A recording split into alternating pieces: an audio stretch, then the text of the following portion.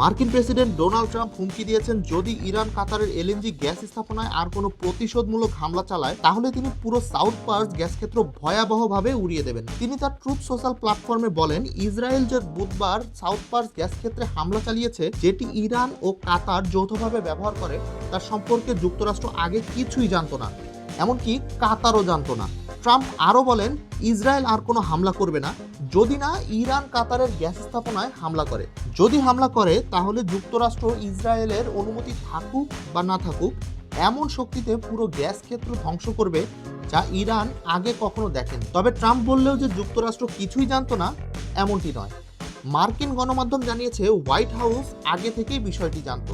The Wall Street জার্নালের প্রতিবেদনে বলা হয়, ট্রাম্প এই হামলার অনুমোদন দিয়েছিলেন যাতে ইরানের ওপর চাপ সৃষ্টি করে হরমুজ প্রণালী খুলে দিতে বাধ্য করা যায়। এর আগে ইসরায়েল সাউথ পার্সে হামলা চালায়, যেটা করা হয় ইরানের গোয়েন্দা মন্ত্রীকে হত্যার কয়েক ঘন্টা পর এবং বৈরুতে কয়েক দশকের মধ্যে সবচেয়ে বড় বিমান হামলার সময়। পরবর্তীতে ইরান উপসাগরীয় দেশগুলোর জ্বালানি স্থাপনায় পাল্টা হামলা চালায়। কাতারের রাস লাফান এলএনজি প্লান্ট এবং সংযুক্ত আরব আমিরাতের হাফসান গ্যাস প্লান্ট ও ভাব ফিল্ডে। সংযুক্ত আরব আমিরাত জানায়, হামলার সময় প্রতিরোধ ব্যবস্থা কাজ করায় এই স্থাপনাগুলোর কার্যক্রম বন্ধ করে দেওয়া হয়। কাতার জানায়, রাস লাফান প্লান্টের সব আগুন নিয়ন্ত্রণে আনা হয়েছে।